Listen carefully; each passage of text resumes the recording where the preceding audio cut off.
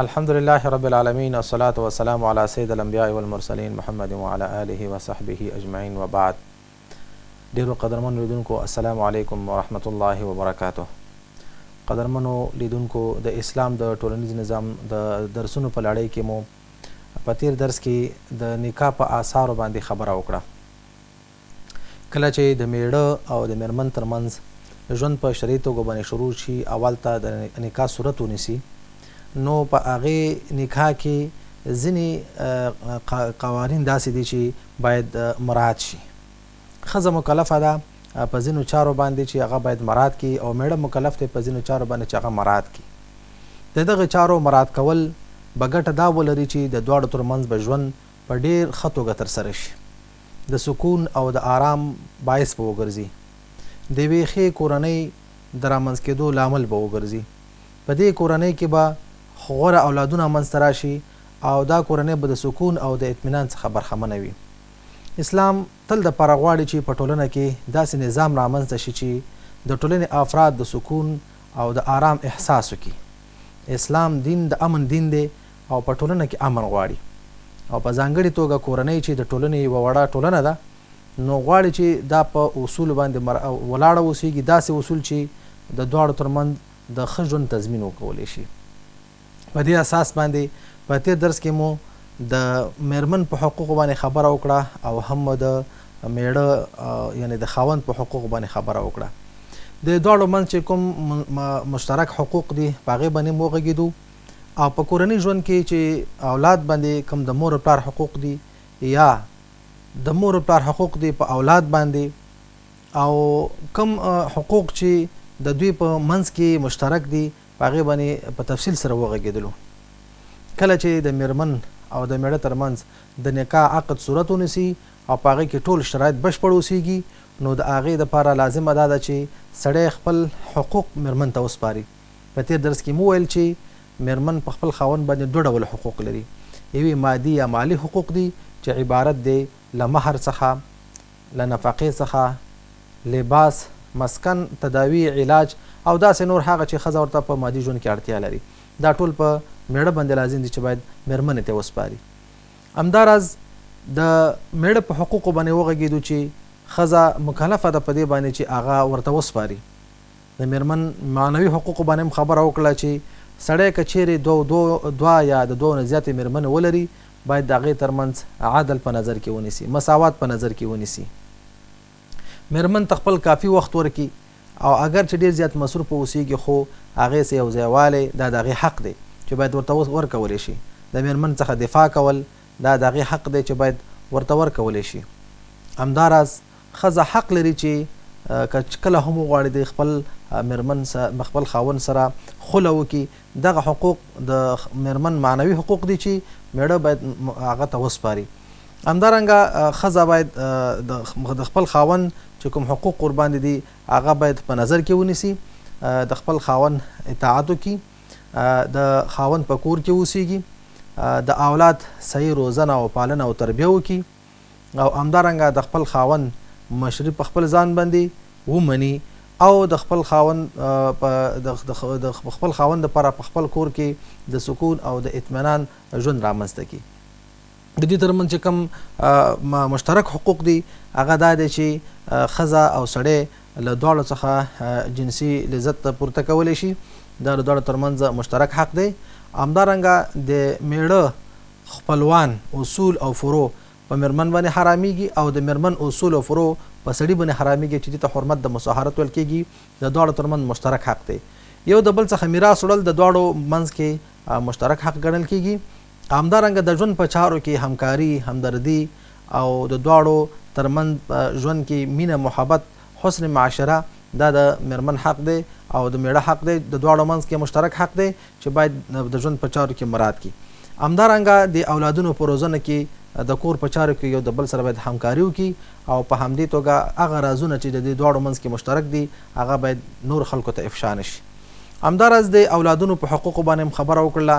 اولاد په خپل مور پلار باندې دوه ډوله حقوق لري. یو د تولد څخه مخکې دي او بل د تولد څخه وروسته دي. دواړه حقوق باید میړه او ښځه په صحیح توګه خپل اولادونو ته ور وسپاري. همدارنګه د مور او پلار حقوق دي په خپل اولاد باندې قرآن کریم کې په دې باندې ډېر زیات تاکید شوی دی او په نقطو کې د هغې ذکر او یادونه وشوه. راځو دې ته چې په نن درس کې به په دې موضوع باندې خبره کوو چې کله هم د میړه او د میرمن ترمنځ ژوند په هغو اصولو باندې ولاړ نه وي کوم چې اسلامي شریعت وضع کړي دي نو دغسې ژوند په صحیح توګه نه ترسره کیږي. کله چې خاوند د خپل میرمن او میرمن د خپل خاوند حقوق نه پیژني او په ژوند کې هغه مراعات نه کړي خامخا د دواړو منځ کې ګډوډي پیښیږي د دواړو منځ کې تشنج پیښیږي د دواړو منځ کې اختلاف پیښیږي د دواړو منځ کې جګړې پیښیږي او دا جګړه او اختلاف بالاخره په دې باندې منتج شي چې د دواړو منځ کې بیلتون منځته راشي.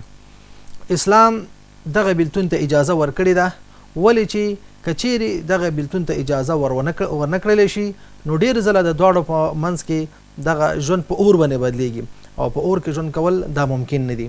نو په دې خاطر باندې اسلامي شریعت دې ته اجازه ورکړې ده چې د دواړو منځ کې د نکاح منحل شي له منځه لاړ شي. نو نن به په نن درس کې به د نکاح په انحلال باندې خبرې کوو. د نکاح انحلال معنا څه ده؟ د نکاح د انحلال معنا د نکاح د منځه تلل دي. هغه که د میړه له خوا نه وي په طلاق سره وي یا د دواړو په منځ کې د نکاح فسخه کېدل وي او یا دا وي چې کله میرمن هم محکمې ته مراجعه وکړي او قاضي د دواړو په منځ کې د بیلتون پریکړه او فیصله وکړي. نو دغه درې اسباب او وسایل دا د نکاح د انحلال اسباب وسایل ګڼل کیږي. راځو اولنی موضوع ته چې هغه د طلاق موضوع ده چې په دې سره نکاح له منځه ځي. طلاق څه ته ویل کیږي؟ طلاق په لغوي لحاظ باندې کوم چې عربي لفظ دی د یو شي د یو قید خلاصول دی یا د یوې غوټې پرې کول دي یا د یوې غوټې خلاصول دي آزادول دي او د یو کلک عقد او تړون پرې کول دا عبارت دی له طلاق څخه. د اسلامي شریعت په رڼا کې یا د اسلامي فقه په رڼا کې طلاق څه ته ویل کیږي؟ سم د لاسه او یا په راتلونکي وخت کې د نکاح د قید پورته کولو او له منځه وړلو ته طلاق ویل کیږي. سم د لاسه څه معنا ده؟ کله کله داسې هم پیښیږي چې یو څوک خپل میرمن ته 3 طلاقه په یو ځل باندې ورکړي. نو کله چې یو څوک خپل میرمن ته 3 طلاقه په یو ځل باندې ورکړي نو په دې وخت کې د دواړو منځ کې بیلتون او جداوالی راځي. او په راتلونکي وخت کې معنا دا ده چې مثلا یو څوک خپل میرمن ته یو رجعي طلاق ورکوي. د رجعي طلاق په ورکولو سره ښځې دا کولی شي چې رجوع وکړي او له دې نه وروسته بیا باین طلاق واقع کیږي. د باین طلاق په واقع کېدو سره سړی کولی شي چې خپل میرمنې ته مراجعه وکړي خو په نوي عقد سره په نوي تړون سره.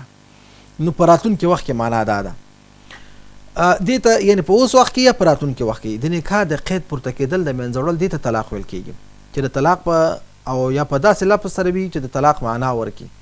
مثلا یو څوک خپلې میرمنې ته وایي چې ته په ما باندې طلاق یې. د طلاق کلمه چې ده دا په خپله باندې د میرمن او د میړه ترمنځ د بیلتون کلمه ده. د طلاق په کلمې سره د میړه او د میرمن ترمنځ جداوالی راځي. یا په داسې لفظ سره چې طلاق معنا ورکړي. مثلا یو څوک په بله ژبه باندې خپل میرمن ته طلاق ورکوي ورته وایي چې ته زما نه جدا یې ته زما ښځه نه یې ته دې په ما باندې حرامه یې. دغه الفاظ دي چې د طلاق په معنا سره استعمالیږي. مثلا یو څوک په بله ژبه باندې په خپله مورنۍ ژبه باندې خپل میرمن ته داسې الفاظ استعمال کړي چې د طلاق معنا ورکړي په حقیقت کې دې ته هم طلاق ویل کېږي. مثلا یو څوک وایي چې ته زما له خوا له طلاق یې. یا مثلا داسې حالت وي چې یو څوک د طلاق کلمه نه استعمالوي بلکې میرمن ته داسې حالات جوړوي داسې مثلا یو کلمه استعمالوي چې هغه د جداوالي معنا ولري او دا داسې حالت وي چې د دواړو ترمنځ جنجال روان وي جګړه روانه وي داسې اشاره ورته وکړي داسې حالات غوره کړي چې هغه دلالت وکړي په طلاق باندې. په دې سره هم جداوالی راځي د میړه او د ښځې ترمنځ. دا الفاظ د میړه له خوا نه هم کیدی شي او د هغه چا له خوا نه هم کیدی شي چې هغه د میړه له خوا نه نمایندګي کوي. مثلا یو سړی خپل میرمن ته یو څوک ورلیږي ورته وایي چې زما میرمن ته ووایه چې ته زما د خوا نه طلاق یې. یا مثلا یو خط ورته ولیږي او په خط باندې ګواهان وي چې دا ښځه زما د خوا نه طلاقه ده. دا په حقیقت کې د خاوند څخه نمایندګي کوي. طلاق کوم شیان ګڼل کېږي، کوم شیان طلاق ګڼل کېږي، په کوم شیانو باندې د میړه او د میرمن ترمنځ بېلتون راځي. حنفي فقها وایي چې دغه شیان چې دي دا ټول په طلاق کې شامل دي. طلاق چې د طلاق کلمه معلومه ده او په دې باندې انشاءالله تفصیلي بحث کوو. د خلع کول دي د میړه ترمنځ او د ښځې ترمنځ. خلع څه ته ویل کېږي په دې باندې به وروسته انشاءالله بحث کوو. ایلا په دې سره هم طلاق منځته راځي. ایلا څه ته ویل کېږي وروسته به انشاءالله په دې موضوع باندې غږیږو. همدارنګه لعان دی او د جنسي عیب په سبب جدایي ده. په یو سړي کې جنسي عیب دی او د دواړو منځ کې جدایي په دې سبب باندې راځي. نو علما د فقه د حنفي فقها وایي چې په حقیقت کې دا هم د طلاق یو نوع ده، د طلاق یو ډول دی. همدارنګه یوه میرمن مسلمانېږي خو لاکن میړه یې له اسلام څخه انکار کوي، دا هم د حنفي فقهاو په نسبت باندې طلاق ګڼل کېږي. یعنې ځینې موضوعات داسې دي چې هغه د فقهاو په منځ کې اختلافي دي. ځینې شیان چې حنفي فقها یې طلاق ګڼي او ځینې فقها چې دي همدغه څه شی امام ابو حنیفه رحمة الله علیه حنفي فقها یې طلاق ګڼي، نور فقها یې د نکاح فسخه ګڼي.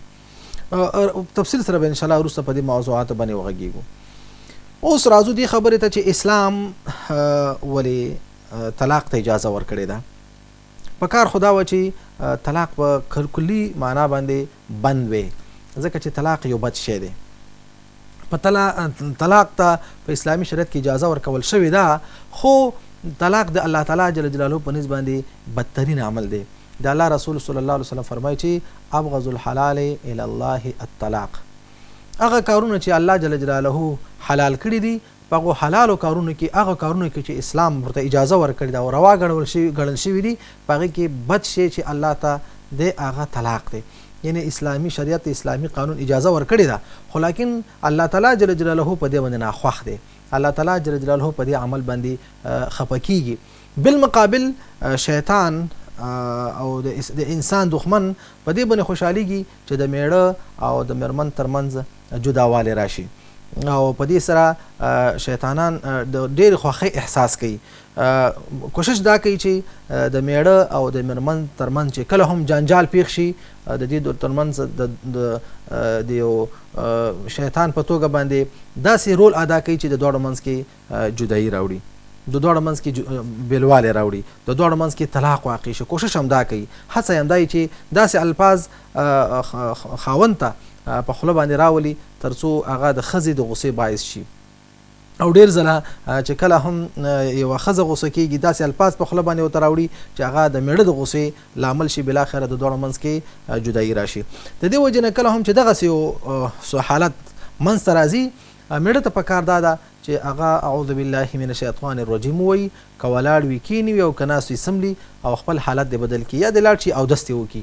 نو په دې سره به انشاءالله د هغې غصه کینی او د دواړو منځ کې به هغه تشنج او اختلاف او جنجال له منځه لاړ شي. که چېرته مثلا یو سړی په دغسې حالت کې وي چې هغه مثلا غصه نه سړېږي، میرمن ته پکار دا ده چې هغه دغسې حالات غوره کړي چې د دواړو منځ کې جدایي رانه شي. نو اسلام د یو مجبوریت د وجې نه طلاق ته اجازه ورکړي. که نه نو په حقیقت کې طلاق چې دی د اسلامي شریعت په دین کې ډېر بد ګڼل شوی دی. الله تعالی جل جلاله ورته بد ویلی دي او سړی په کار دا دی چې د طلاق په ورکولو کې د ډېر زیات احتیاط نه کار واخلي. او دا د طلاق واک او اختیار هم ځکه سړی ته ورکړی دی چې سړی کولی شي چې خپله غصه کنټرول کړي، خپل احساسات کنټرول کړي. بالمقابل میرمنې چې دي په دې برخه کې بیا لږ کمزوري دي، ضعیفه دي. د دې وجې نه اسلام قانون ښځې ته د دې واک او اختیار ورنه کړه چې هغه خپل خاوند ته طلاق ورکړي. په دې کې علماو ډېر زیات حکمتونه بیان کړي دي. یو حکمت هم دا دی چې سړي د نکاح د کولو په حالات کې ډېر زیات تکلیفونه ګالي، مشقت ګالي، میرمن ته مهر ورکوي. همدارنګه د نکاح چې څومره تکلیفونه دي هغه په غاړه باندې اخلي، جیز اخلي. د میرمن چې څومره مصارف کېږي هغه میړه په غاړه باندې اخلي. نو هغه ته طلاق ورکول ډېر سخت وي. هغه په دې باندې پوهېږي چې طلاق ورکول یعنې تاوان قبلول دي په خپل ځان باندې. نو ډېر ځله په دې باندې جرأت نه کوي او ډېر ځله هغه خپل اولادونو ته هم ګورو چې اولاد یې بې سرپرسته کېږي او هغه د مشکلاتو سره مخامخ کیږي. نو د دې وجې نه د طلاق په ورکولو باندې جرأت نه کوي. بالمقابل ښځه نو په ډېر وخت کې په دغه شیانو باندې فکر نه کوي، زر احساساتي کېږي، ډېر زر غوسه کېږي.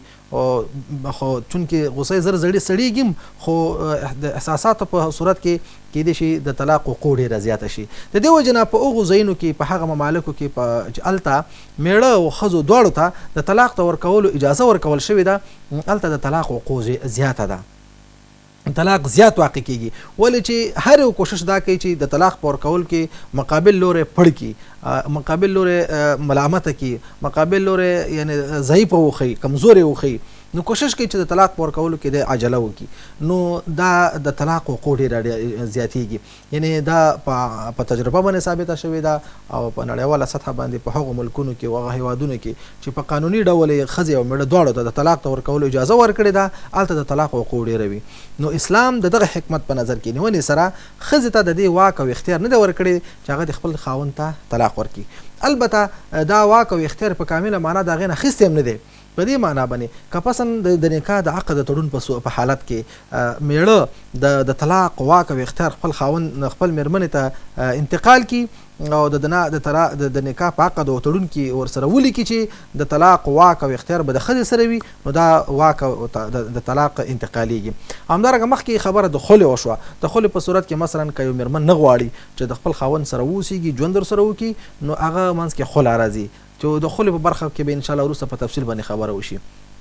نو معنا دا شوه اسلام کوشش کوي چې د ښځې او د میړه په منځ کې طلاق واقع نشي. نو د دې په خاطر باندې طلاق الله تعالی جل جلاله جایز که بد وګڼلو او د دې واک او اختیار سړی ته ورکو. اوس د دې په خاطر باندې چې د میړه او د مېرمن ترمنځ طلاق واقع نشي، اسلام د دې نه مخکې یو څه شیان موږ ته راښودلي دي چې هغه باید په نظر کې ونیول شي تر څو طلاق وقوع کم شي یا بیخي واقع نشي. لومړی دا دی چې موږ ته قرآن د دې خبرې لارښوونه کړې ده چې کله هم یوه ښځه نشوز کوي، بد اخلاقي کوي، د خپل خاوند سره جنګ او جګړه کوي، خبرې نه مني، او یا دا چې نور ځینې چارې ترسره کوي چې د خاوند په مزاج باندې بدې لګېږي، نو دلته به سړی په طلاق ورکولو باندې اقدام نه کوي، بلکې قرآن کریم کې الله تعالی فرمایي وَإِنْ خِفْتُمْ نُشُوزَهُنَّ فَعِظُوهُنَّ. نو لومړی شی چې د طلاق مخه پې نیول کېږي هغه مېرمن ته وعظ او نصیحت کول دي چې سړی د طلاق ورکولو باندې عجله ونه کړي، بلکې کوشش وکړي چې خپل مېرمن ته وعظ وکړي. او الله تعالی فرمایي چې وَفَعِظُوهُنَّ، یعنې هغې ته وعظ او نصیحت کوئ. په دوهمه لارې څه ده؟ د بسترې جداوالی دی. که مېرمن په وعظ او نصیحت باندې په سوال او په زارۍ باندې اصلاح نشي، نو دویم قدم کې اسلام دې ته اجازه ورکړې ده چې خاوند په خپل بستر کې د هغې نه جدا شي. الله تعالی فرمایي وَاهْجُرُوهُنَّ فِي الْمَضَاجِعِ، خپلې بسترې ورنه جدا کوي، یعنی معنا په همغه یو کوټه کې ورنه جدا څملئ. د دې په خاطر باندې چې دا کار مېرمنو ته ډېر زیات تکلیف پېښوي او دا په هغې باندې ډېره درنه تمامېږي. نو که چېرته یوه ښځه ضد نیولې وي او په دې باندې هم اصلاح نشي، نو په دریم قدم کې الله تعالی جل جلاله حکم موږ ته کړی دی چې تاسې د تأدیب په خاطر باندې هغه ووهئ. وضربوهن، بیا الله تعالی جل جلاله په دریم قدم کې د وضربوهن حکم کړی دی چې تاسو هغه ووهئ. البته وهل دا خپل انداز لري. اسلام د دې اجازه نه ده ورکړې چې یو څوک دی خپله مېرمن په دغسې حد باندې وهي چې هغه په بدن باندې د هغې چاپ جوړ شي، بدن ته تکلیف ورسیږي، ښکاره شي دا په بدن باندې د هغې وهل. ځکه حدیث کې دغې بشرح راغلی چې غیر مبرح، داسې چې هغه په اصطلاح په زنانه کې د هغې اثرات معلوم نشي د وهلو. ځکه حدیث شریف کې نبی کریم صلی الله علیه وسلم نارینه مسلمانان دې نه منع کړي دي چې خپله مېرمن په مخ باندې وهي، ځکه چې د مخ په وهلو سره چونکې الله تعالی جل جلاله د انسان په بدن کې مخ یو ښه دغه اندام پیدا کړی دی، یو ښه جز د بدن دی، او اشرف ګڼل کیږي نو د دې وجه نه د مخ ته وهلونه او همدارنګه د دغسې شي باندې په داسې آله باندې وهل چې د هغې بدن باندې زخم جوړ کړي نو داسې وهل به ورته نه ورکوي. ډېرو صحابه کرامو حتی عبدالله بن عباس رضی الله تعالی عنه نورو صحابه کرامو د دې تفسیر دا هم کړی دی که چېرې تاسو ډېر زیات په قهر شوئ په غوسه شوئ نو هغه په مسواک باندې وهئ. یعنې د دې معنا دا ده چې تاسو که هغې ته وهل ورکوئ صرف د یو ډار په انداز کې به وي، صرف د یو تأدیب په انداز کې به وي، نه د جګړې او د شخړې او د مقابلې په انداز کې چې مثلا هغه په کوتکو وهل شي، هغه په لغتو وهل شي، په سوکانو وهل شي، بلکې په داسې انداز باندې هغې ته هغه وویرولی شي تر څو هغه دې ته غاړه کېږدي چې د خپل خاوند خبره ومني. که چیرې په دې باندې هم ونه شوه، یعنی د وعظ او نصیحت نه ونه شوه او د بسترې د جداوالي باندې ونه شوه او په وهلو ونه شوه، نو بیا په درېیم قدم څلورم قدم کې دا دی چې خپل خپلوان باید د دې په چارو کې مداخله وکړي او د دواړو منځ کې سوله وکړي. دې ته تحکیم ویل کېږي. نو الله تعالی فرمایي چې فبعثوا حکما من اهله وحکما من اهلها، تاسې یو کس چې د حکم په توګه باندې وي، د یو فیصله کوونکي په توګه باندې وي، د مرکچي په توګه باندې وي، یو د سړي له طرف نه د خاوند له طرف نه او یو کس ته د ښځې له طرف نه باید ولیږل شي، د هغوی منځ کې جرګه وکړي، د هغوی منځ کې سوله راولي.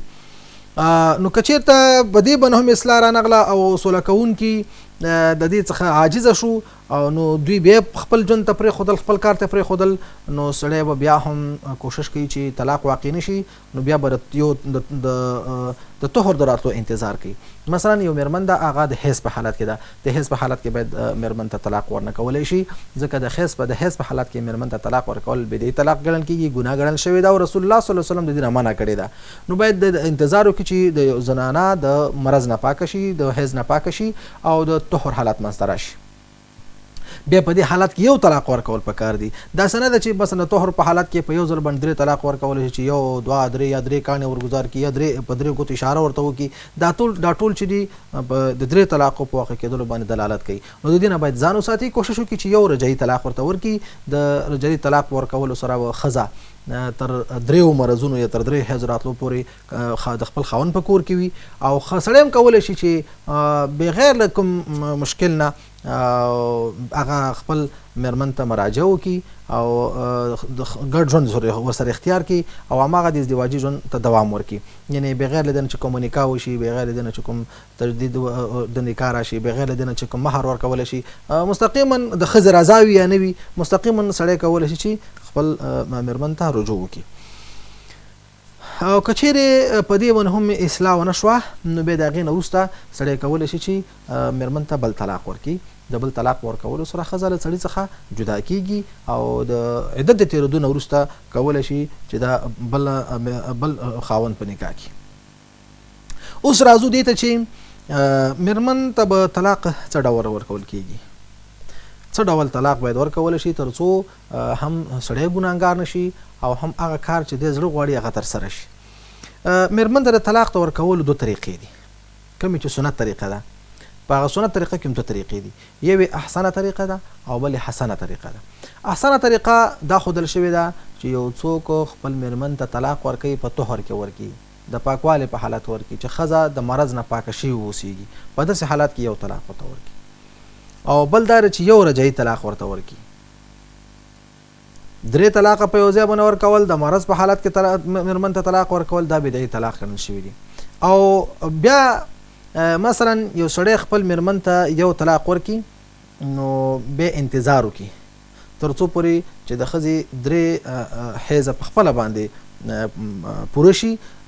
د 4م ځل په طهر په راتلو سره، یعنې ښځه چې کله 3 ځل مریضه شي او بیا پاکه شي، د بل طهر په راتلو سره دا ښځه خود به خوده د سړي څخه جدا کېږي. یعنی دلته بل طلاق واقع نه شو بلکې یو طلاق واقع شو. دې ته احسانه طریقه ځکه هم ویل شوې ده چې په حقیقت کې دلته سړي ته چانس ورکول کېږي چې کولی شي چې مثلا د یو حیض په راتلو سره رجوع وکړي، د بل حیض په راتلو سره رجوع وکړي، د بل حیض په راتلو سره رجوع وکړي، او که نه نو دا ښځه خود به خوده په باین طلاق سره طلاقېږي. یعنی معنا دا شوه که یو څوک د 3 حیضو تر راتلو پورې بیا هم خپله ښځې ته رجوع ونه کړي، دا ښځه د دې سړي څخه جدا کېږي. خو دلته مهلت زیات دی، وخت زیات دی. او بلې حسنه طریقه ده. حسنه طریقه دا ده چې یو سړی په طهر کې، په پاکوالي کې خپل میرمن ته یو طلاق ورکړي، بیا مریضه شوه بیا پاکه شوه بل طلاق ورکړي، بیا مریضه شوه بیا پاکه شوه بل طلاق ورته ورکړي. یعنې په دریو طهورونو کې 3 طلاق واقع شو. نو په دې سره ښځه په هم سړي څخه جدا شوه او هم د سړي څخه ورباندې حرامه شوه، بیا نکاح ورسره نشي کولی. نو یو احسنه طریقه ده چې یو طلاق ورکولی شي او بیا انتظار وشي د 3 ترحو تر راتلو پورې. بل حسنه طریقه ده چې د هر طهر کې په هر ځل پاکوالي سره میرمن ته یو طلاق ورکولی شي. دا دواړه طریقې چې دي سنت طریقې دي، جایز طریقې دي، خو یوه ډېره ښه ده او بله یې صرف ښه ده. بل بدعي طلاق دی. بدعي طلاق هغه طلاق ته ویل کېږي چې هغه د سنت طریقې خلاف دی. د سنت طریقې خلاف 2 قسمه طلاق ورکول دي. د حیض په حالت کې میرمن ته طلاق ورکول دا بدعي طلاق ګڼل شوي او نبي علیه الصلاة والسلام په کلکو الفاظو باندې د دې نه منع کړې ده. که څه هم علما وایي چې د حیض په حالت کې میرمن ته طلاق ورکول دا نه کېږي، طلاق نه واقع کېږي. ځینې فقها په دې نظر دي، خو د طلاق واقع کېدلو کې خو شک نشته، خو ښه نه دي. نبی علیه الصلاة والسلام دې نه منع کړې ده. نو دا کار کېږي، یعنی قضاءً دا طلاق واقع کېږي، خو دا سړی په دې باندې ګناهګار ګڼل کېږي ځکه چې عمل یې د سنت طریقې خلاف دی. بل میرمن ته په یو ځل باندې 2 یا 3 طلاق ورکول دي. داسې الفاظ خپل میرمن ته استعمال کړي چې هغه دلالت وکړي په ډېرښت باندې. نو په دې وخت کې بیا د ښځې ته 2 طلاق واقع کېږي، باین طلاق واقع کېږي. او یا 3 طلاق په یو ځل باندې میرمن ته ورکړي، په یو ځل باندې په 3 کاڼې ورګزار کړي، په 3 ګوتو اشاره ورته وکړي، یا 3 ځل ورته وکړي چې په ما طلاق یې طلاق یې طلاق یې. نو په دې سره 3 طلاق واقع کېږي. د بدعي طلاق حکم احناف، شوافع، حنابله، مالکیه او د شیعه فقه د زیدیه مذهبونو خاوندان یا مالکان یا فقها په دې نظر دي چې بدعي طلاقونه واقع کېږي، خو داسې کار کول ګناه ده ځکه چې کار یې د سنتو خلاف دی. اوس راځو دې موضوع ته چې څوک طلاق ورکولی شي، د چا طلاق درست دی، د چا طلاق صحیح دی. څوک چې طلاق ورکوي باید کوم شرایط ولري؟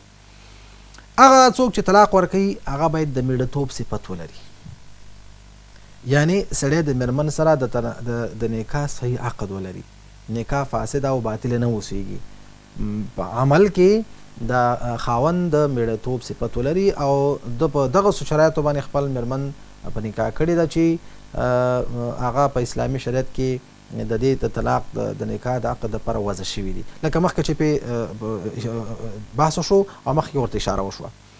بل دا چې بالغ وي،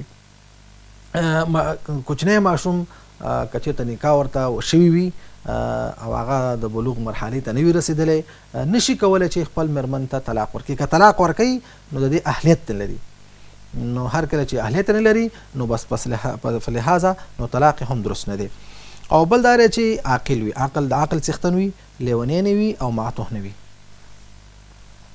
د لیونی چې د کامل معنا باندې لیونی اوسیږي، عصبي سیستم خراب اوسیږي، ځمکه او اسمان ونه پیژني، د نکاح په ګټو فایدو باندې پوه نشي او د طلاق په اضرارو باندې پوه نه وي او میرمن ته طلاق ورکړي، د طلاق درست نه دی.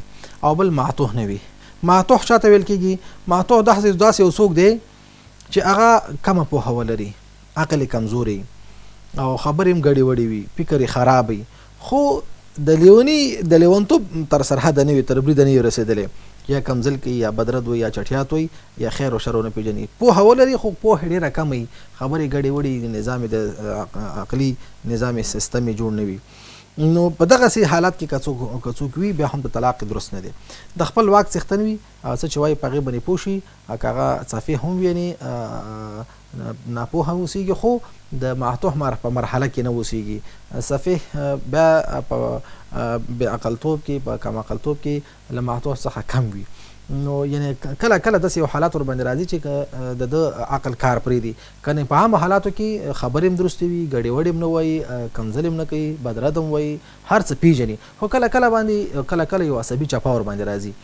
که دغسې حالات کې وي په دې باندې پوهېږي چې یاره طلاق ورکول کوم ضرر لري، په دې سره څنګه جدایي منځته راځي، نو بیا د ده طلاق درست دی او صحیح دی. اوس راځو چې طلاق په کومو الفاظو باندې واقع کېږي. کوم الفاظ داسې دي چې په هغې سره طلاق واقع کېږي او د ښځو او د مېړه په منځ کې جدایي راوړي. دا طلاق په اعتبار د لفظ سره دوه قسمه دي. یو صریحي الفاظ دي.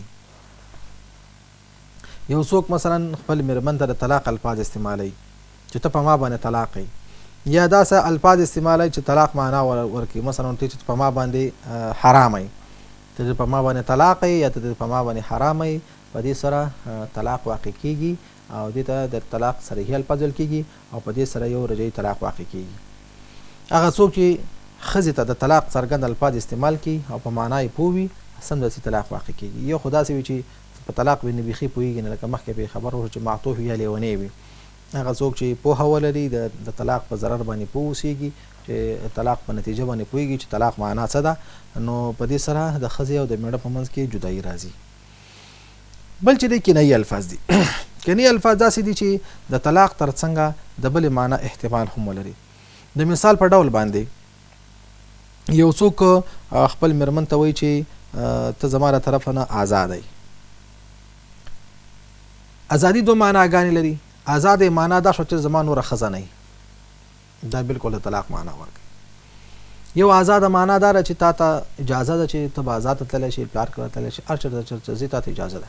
دا آزادوالی په دې معنا باندې. یا مثلا خپل میرمن ته نو زما د کور نه وځه، پلار کره دې لاړه شه، داسې الفاظ استعمالوي. نو په دې کې ضرور دا ده چې سړی نیت د طلاق ولري. که څوک د طلاق نیت ولري نو طلاق واقع کیږي، او کله طلاق نیت نه وي په دې سره به طلاق نه واقع کیږي.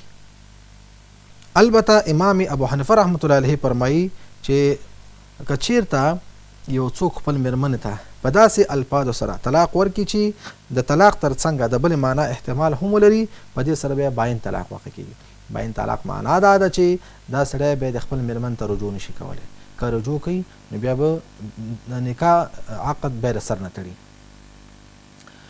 یو د طلاق معلق او مشروط الفاظ دي. مثلا یو څوک خپل میرمن ته طلاق مشروط ګرځوي، میرمن ته داسې الفاظ استعمالوي چې هغه یو کار پورې تړي، په یو شرط پورې تړي. مثلا ورته وایي که د پلانکې جوړه جامې دې بیا واغوستې دي، ته دې په ما باندې طلاق یې. که د پلانکې کره لاړې ته دې په ما باندې طلاق یې. که د پلانکې کتغ دې بیا پوخ کو ته دې په ما باندې طلاق یې. که د پلانکې سره خبرې وکړې ته دې په ما باندې طلاق یې. یا مثلا خپل ځان په داسې عمل پورې تړي که چېرته ما دا کار وکړ په ما د ښځه طلاق یې. مثلا که ما بیا سګرټ وڅکل په ما د ښځه طلاق یې. که ما د پانکې کار بیا وکړو په ما د ښځه طلاق یې. داسې الفاظ استعمالوي. دا طلاق د میرمن معلق کوي تر یو شرطه پورې. دې ته د طلاق معلق الفاظ ویل کېږي. په دغې الفاظو سره طلاق واقع کېږي، خو په لاندې شرایطو باندې. اول دا دی چې دغه شرط په الحال موجود نه وي. که چېرته دغه شرط موجود و، مثلا ورته وایي چې که پلانکې جوړه جامې دې واغوستلې په ما طلاق یې، عملا هغې اغوستې اوسېږي، بس طلاقه شوه. که چېرته داسې الفاظ استعمال کړل چې هغه په الحال موجود نه وي او د وخت په موجود هغه شرط به موجود شو، هغه عمل به اجرا شو، نو په دې سره بیا ښځه طلاقېږي. په کوم شرط پورې چې طلاق معلق کړی شوی دی وقوع ممکنه وي. داسې یو الفاظ استعمال کړي چې هغه ممکن وي. که داسې الفاظ استعمال کو چې ممکن نه وي، نو دا خو هسې د طلاق معنا نه ورکوي، هسې یو خبره ده چې د خولې نه ایستلې ده. د مثال په ډول وایي چې یاره که د اسمان نه د سرو زرو باران وشو ته په ما باندې طلاق یې. داسې الفاظ استعمال کړي. که هغه د غر د دې ځای نه جګ شو نو ته د په ما باندې طلاق یې. داسې کلمې استعمال کړي، داسې الفاظ استعمال کړي چې هېڅ احتمال د وقوع نه لري، نو په دې سره بیا طلاق نه واقع کېږي. دریم چې شرط موجود شي او ښځه د طلاق وړ وي، په دې معنا چې د طلاق د ورکولو پر وخت د صحیح ښځه وي او د ازدواج عقد هم موجود وي، نو په دې سره هم بیا طلاق واقع کېږي. ښځه په داسې حالت کې ده چې مثلا د سړي نه جدا شوې نه ده، د سړي نه بېله شوې نه ده، د ښځې اطلاق ور باندې کېدی شي. نو په دغه وخت کې که چېرته دا داسې الفاظ استعمال کړي چې د دې د عمل یا خپل عمل تر عمل پورې تر یو کار پورې طلاق پورې مشروط کړي، نو په دې سره بیا طلاق واقع کېږي. څلورم شرط دا چې د شرط د پوره کېدو پر وخت ښځه د طلاق د ورکولو محل وي، مثلا د ښځه وي یا د درجه طلاق معتده وي. مثلا مخکې موږ ویلي چې یوه ښځه چې د میړه د خوا نه طلاق شي تر 3 حیضو پورې د ښځه ده. تر څو چې د 3 حیضه برابرېږي بیا پاکېږي تر هغې پورې د ښځه ده. اوس مثلا یو څوک خپل مېرمن ته په یو میاشت کې یو طلاق ورکوي، د دې له عدت نه دی پوره شوی چې بل طلاق ورته ورکړي، نو چونکې دا ښځه خو په رجعي طلاق سره طلاق شوې ده او دا د ښځه ګڼل کېږي. تر څو چې د رجعي طلاق عدت نه وي پوره شوی تر هغې پورې دا مېرمن د ده څخه جدا کېږي نه. چې کله د ده دا عدت پوره شو د رجعي طلاق، نو په دې سره بیا ښځه له میړه څخه جدا کېږي. طلاق که هغه صریحي الفاظ دي او که کنایي الفاظ دي، د اغیز په اعتبار باندې په 2 ډوله دي. یعنې چې کله یو څوک خپل مېرمن ته طلاق ورکوي او اوس چې رجوع کولی شي یا نشي کولی، په دې اعتبار باندې طلاق 2 قسمه دی. یو ته رجعي طلاق ویل کېږي او بل ته باین طلاق. رجعي طلاق هغه طلاق دی چې په راتلونکي وخت کې د صحیح ازدواج قید پورته کوي. مخکې په تعریف کې دا خبره وکړه چې ځینې وخت یو څوک خپل مېرمن ته یو طلاق ورکوي، د رجعي طلاق ورکوي. دا مېرمن د یوازې د رجعي طلاق ورکولو سره له میړه څخه جدا کېږي نه، بلکې دا سړی کولی شي چې د 3 حیضو تر راتلو پورې دې ښځې ته انتظار وکړي، دا ښځه د ښځه ګڼل کېږي، کولی شي چې رجوع ورته وکړي. په راتلونکي وخت کې معنا دا ده چې د په راتلونکي وخت کې هغې ته رجوع وکړي، او یا دا ده چې دې د پر خپل وخت ورکول کېږي چې هغه 3 حیضه دي او د دې 3 حیضو ته له تېرېدو څخه وروسته دا ښځه له خاوند څخه جدا کېږي. یعنې د رجعي طلاق له واقع کېدو وروسته میړه د عدت په موده کې بې د هغې له خوښۍ او رضا څخه، بې له مهر او بې له نوي عقد څخه خپلې ښځې ته رجوع کولی شي. راځو باین طلاق ته. باین طلاق په 2 ډوله دی. یو ته یې باین صغرا وایي او بل ته یې باین کبرا. باین صغرا طلاق هغه دی چې له میړه له رجعي طلاق څخه وروسته خپلې ښځې ته بل طلاق ورکړي.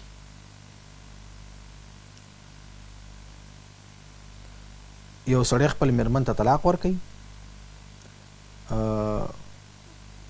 یو طلاق یې ورکړو، دا رجعي طلاق شو. دې سړي رجوع وکړه خپل مېرمن ته، د ده یو حق تلف شو، د ده یو حق ختم شو. الله تعالی جل جلاله نارینه ته د 2 ځل طلاق ورکولو اجازه ورکړې ده. الله تعالی فرمایي الطلاق مرتان، طلاق به 2 ځل دي.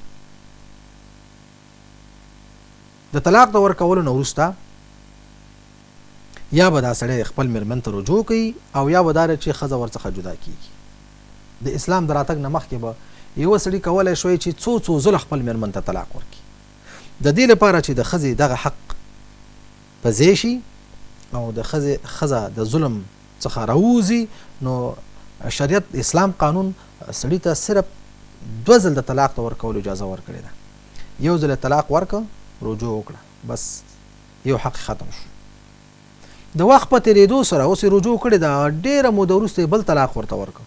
هغه طلاق چې مخکې ورکړی دی هغه ختم شوی دی، هغه په خپل ځای باندې پاتې دی، هغه یو حق ختم شو، بل طلاق ورکړو. په دې طلاق ورکولو سره دا باین طلاق شو.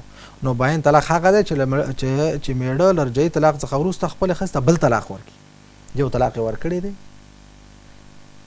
رجوع یې کړې ده، دا حق ختم شو، بل طلاق بل وخت کې ورکړي، نو دا باین طلاق شو. که چېرته دا سړی غواړي چې د خپل مېرمن ته بیا رجوع وکړي، نو حکم یې دا دی چې دا د ازدواج اړیکه سمدلاسه له منځه وړي، د عدت ختمېدو ته پکې اړتیا نه وي. یعنې داسې نه ده چې دا سړی د عدت تر تېرېدو پورې خپلې ښځې ته رجوع کولی شي، نه، چې کله هم 2م طلاق واقع شو سمدستي ښځه جدا شوه. البته دا ښځه نشي کولی چې سمدستي د بل میړه سره نکاح وکړي، بلکې دا به خپل عدت تېروي. خو دې سړي ته دا چانس بیا نشته چې دا د عدت په موده کې د خپلې ښځې ته رجوع وکړي. بالکل رجوع نشي کولی. که رجوع کوي نو هغه خپل شرایط په نظر کې نیسي. د میړه هېڅ حق په ښځه باندې نه پاتې کېږي، نه به ورته ګوري او نه به ورسره خلوت کوي، نه به ورسره یوازې کینی. البته ښځه به د عدت تر ختمېدو پورې په کور کې اوسېږي او نفقه به سړی ورکوي. که ښځه یا میړه مړ شي نو یو بل څخه میراث نشي وړلی، ځکه چې د ازدواج اړیکه پرې شوه. خو په رجعي طلاق کې بیا د ازدواج اړیکه نه پرې کېږي. دویم دا دی چې طلاق هغه قدرت او صلاحیت راکموي چې میړه په واک کې لري. میړه ته الله تعالی جل جلاله د دې واک ورکړی چې خپل مېرمن ته 2 ځل طلاق ورکړي.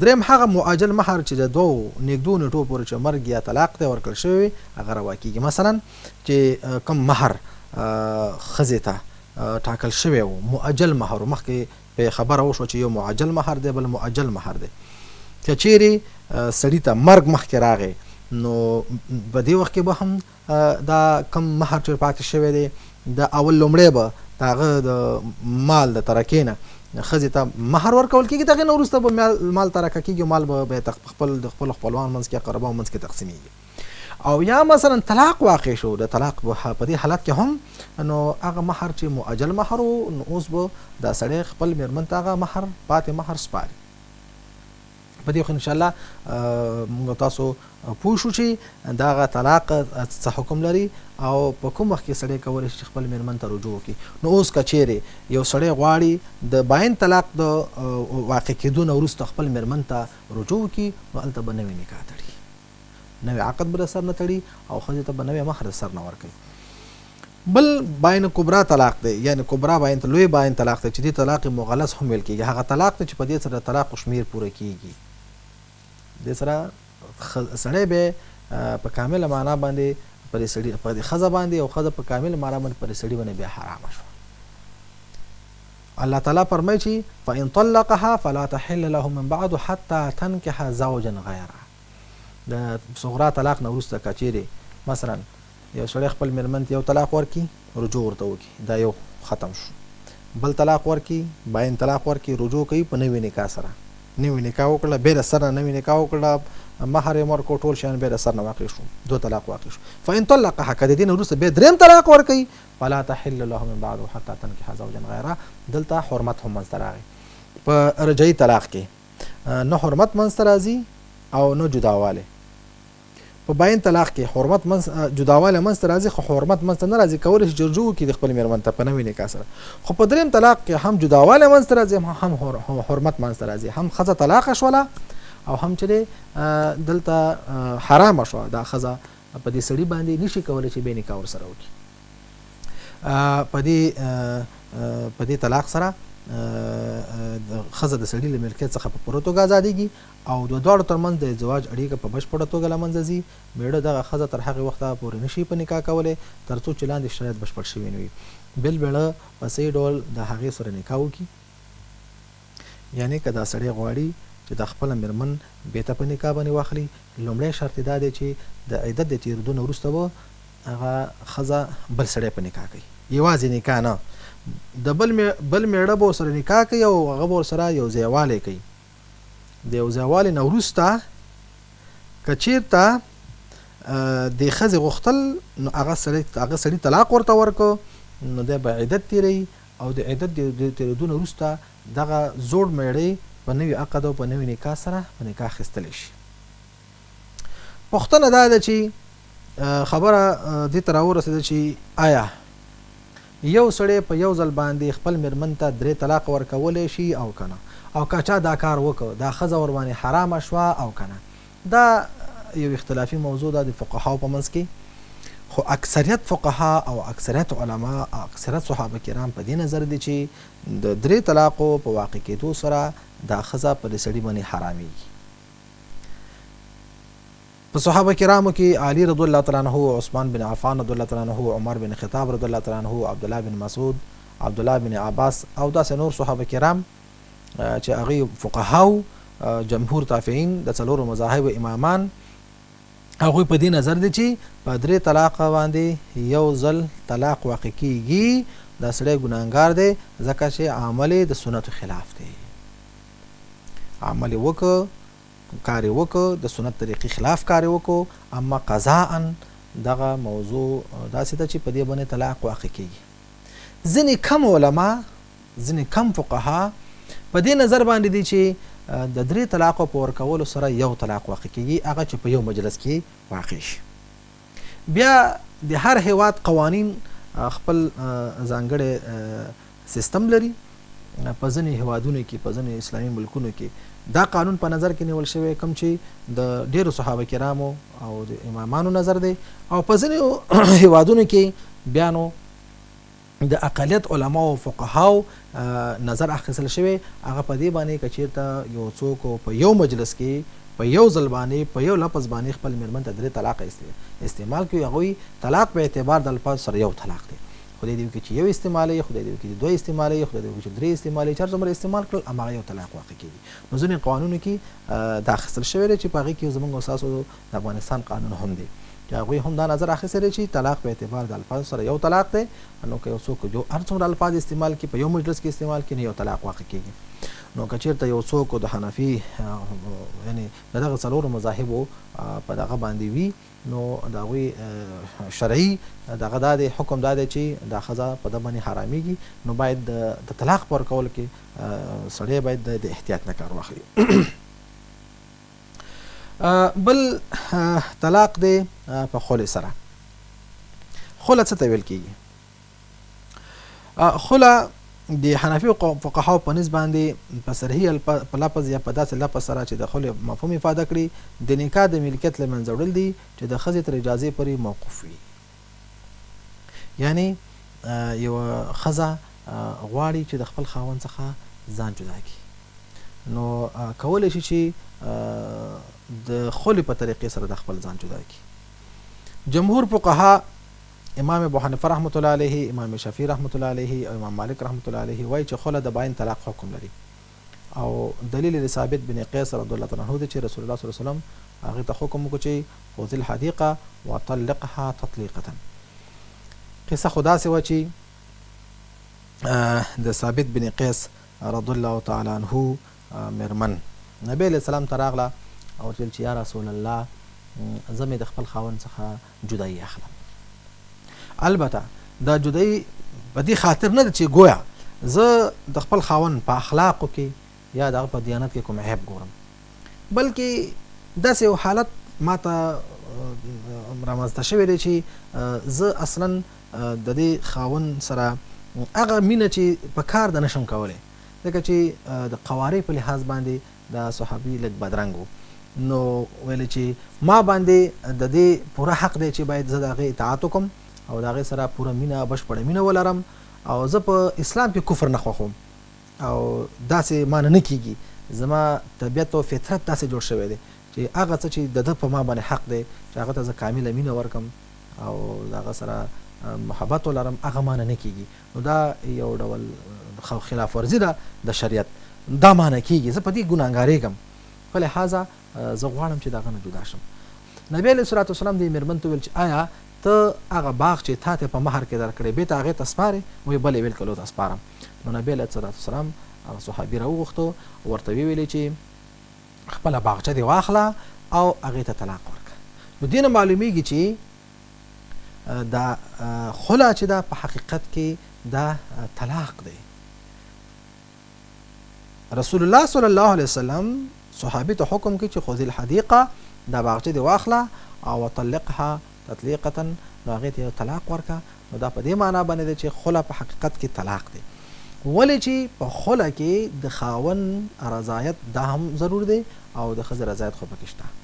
نو هر کله چې د خاوند رضایت پکې شته نو دا طلاق دی د مال په مقابل کې. خو بیا څه فرقونه شته چې د مال سره په مال په مقابل کې طلاق ورکول او خلع دا څه فرق لري.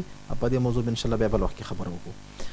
او فسخه ځکه نه ده چې فسخه کې د میړه واک نه وي، او خلع خو د سړي تر موافقې پورې مربوطه ده، ځکه خلع په ایجاب او قبول سره ترسره کېږي او کله سړي موافقه نه وي خلع نشي ترسره کېدی. نو د دې وجې نه وایي چې طلاق چې خلع چې دا طلاق ګڼل کېږي. بل طلاق دی په اله سره. اله څه ته ویل کېږي؟ اله په لغت کې د قسم کول په معنا دی. د اسلامي شریعت په اصطلاح کې اله هغه قسم ته ویل کېږي چې یو سړی د 4 میاشتو یا زیات وخت لپاره خپلې ښځې ته د نه ودرېدو کېدو په خاطر باندې یاد کړي. قرآن کریم کې الله تعالی جل جلاله د اله ذکر کړی دی. هغه په داسې طریقې سره چې مثلا یو څوک خپل مېرمن ته د نه ورنږدې کېدو قسم یادوي، ورته وایي چې والله که زه نور تا ته در نږدې شم، په مطلق ډول باندې. یا مثلا وخت تعینوي، ورته وایي چې والله که زه تا ته نور تر 1 میاشتې در نږدې شم یا تر 2 میاشتې در نږدې شم یا تر 3 میاشتې یا تر 4 میاشتو. که چیرې دا سړی خپل مېرمن ته د 4 میاشتو پورې ورنږدې نه شه او دا 4 میاشتې پوره شوي، نو فقها وایي چې دا ښځه خود به خوده به په دې سړي باندې طلاقه شوه. او که چیرې مثلا یو سړی د ښځې ته د نه ورنږدې کېدو قسم یاد کوي خو د 4 میاشتو نه کم وي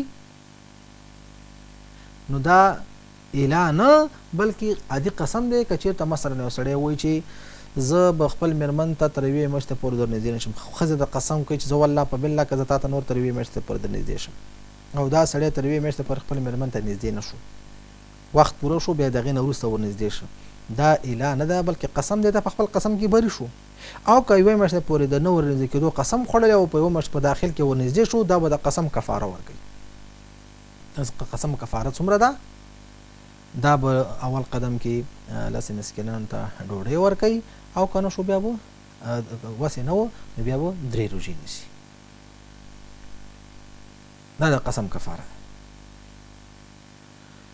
په اله سره کوم ډول طلاق واقع کیږي د حنفي مذهب مطابق کله چې 4 میاشتې تیرې شي ښځه په باین طلاق سره طلاقیږي ولو که د مېړه لخوا ورته طلاق ورنه کړلی شي د طلاق الفاظ پکې استعمال نه شي او دا ځکه چې مېړه خپلې ښځې ته د هغې له حق څخه په انکار کولو سره پر هغې باندې ظلم کړی دی نو په جزا کې باید د نکاح له نعمت څخه محروم شي دا د عثمان بن عفان رضی الله تعالی عنه علي رضی الله تعالی عنه عبدالله بن مسعود رضی الله تعالی عنه عبدالله بن عباس رضی الله تعالی عنه او د یو شمېر نورو لوړپوړو صحابه کرامو رایه ده بل طلاق دی په لعان سره لعان عربي کلمه ده چې د شړلو لرې کولو او کنځلو په معنا سره استعمالیږي د اسلامي فقهاو په اصطلاح کې د قسم سره عمل 4 ځل گواهي ده چې میړه او مېرمنې د قاضي په وړاندې ترسره کوي په هغه وخت کې چې میړه خپله ښځه په زنا تورنه او یې له نسب څخه انکار وکړي دغه گواهي د میړه له جانبه په لعنت او د ښځې لخوا د غضب سره مل وي دغه گواهي د سړي په حق کې د قذف د حد او د ښځې په حق کې د زنا د حد په عوض کې معنا دا ده یو سړی په خپل مېرمن باندې تور وتړي ورته وایي چې تا زنا کړې ده ته زناکاره یې یې په خپلو سترګو ګوري خو ګواهانو سره نشته یې د اولاد څخه انکار وکړي چې دا ماشوم تا راوړی دا زما نه دی دا خبره محکمې ته لاړه قاضي به دواړه راغواړي او هر یو ته به الله د الله کتاب مخکې کوي چې هر یو په تاسې کې دروغجن وي اعتراف دې وکړي که چېرته سړي اعتراف وکړي ویل چې یاره ما په دې ښځه باندې دروغ تړلی و نو په هغه باندې به د قذف حد تطبیق شي 80 دورې به ووهل شي که چېرې ښځې اعتراف وکړي ویل چې او ما دا کار کړی دی او ما زنا کړې ده نو بیا به دا ښځه په حد باندې شي او هغه به رجم شي او هغې ته به جزا ورکولی شي که دواړه انکار وکړو دواړه په خپل خبر باندې ولاړو ښځې انکار وکړو چې ما دا کار نه دی کړی او سړي ویل چې کړی دی او په دې خپله خبره ټینګار کوو د آخرت هم نه ویرېده د الله نه هم نه ویرېده نو بیا به قاضي دواړو ته 4 قسم ورکړي ښځه به قسم کوي په الله باندې په 4 ځل باندې چې دا سړی چې کومه خبره کوي دا دروغ وایي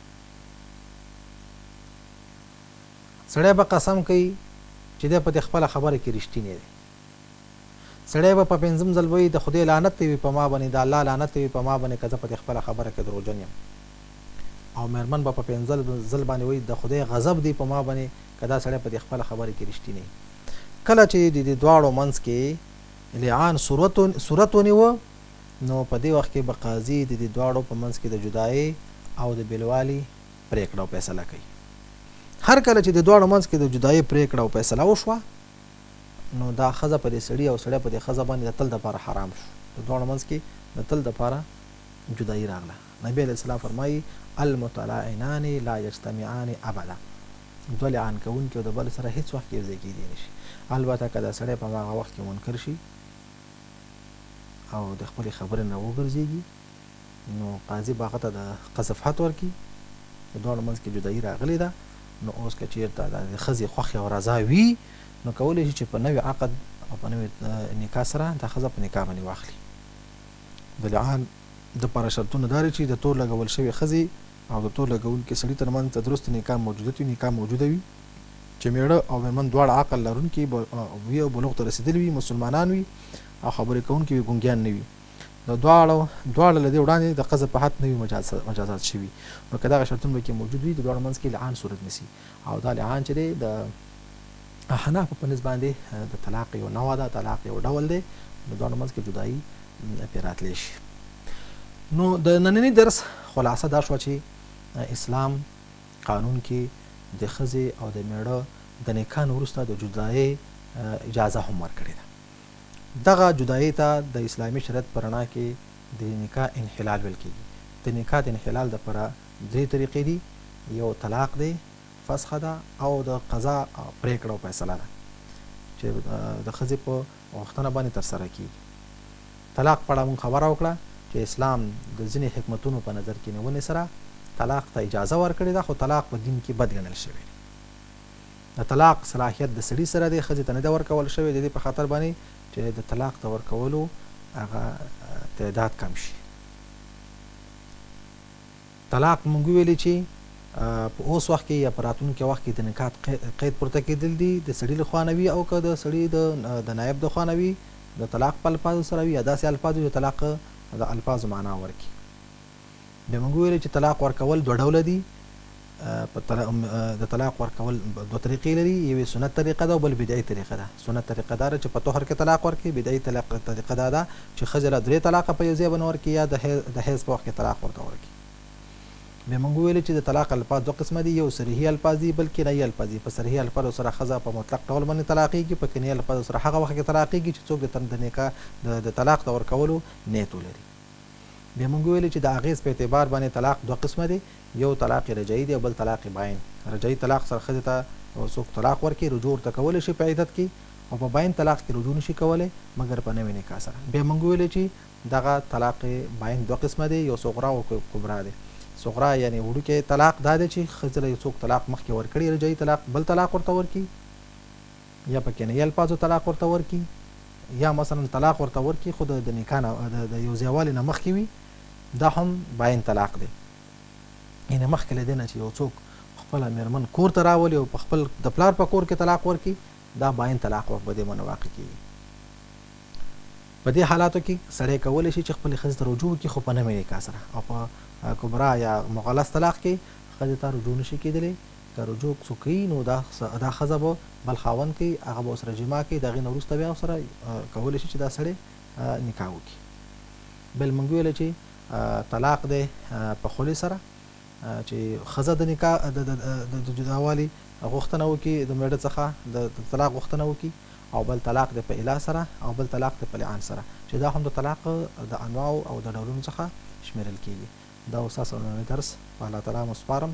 واخر دعوانا الحمدلله رب العالمین. جزاکم الله خیرا.